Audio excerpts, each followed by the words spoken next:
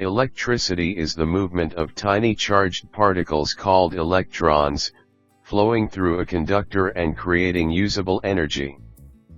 These electrons travel inside wires, carrying electrical energy from the power source to devices and components.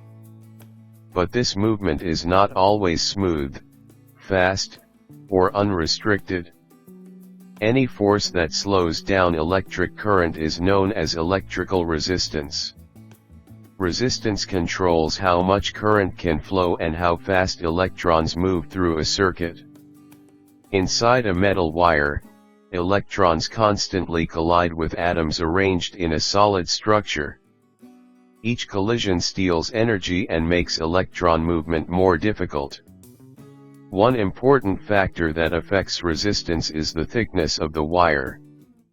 A thick wire gives electrons more space, allowing current to flow more easily. A thin wire creates more collisions and increases electrical resistance. Wire length is another key factor in resistance. Longer wires increase resistance because electrons must travel a greater distance. The material itself also plays a major role in how current flows. Materials like copper have low resistance and are excellent electrical conductors. Materials such as rubber and plastic strongly resist electric current.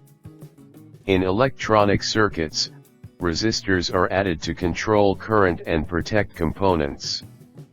As current passes through a resistor, part of the energy is released as heat.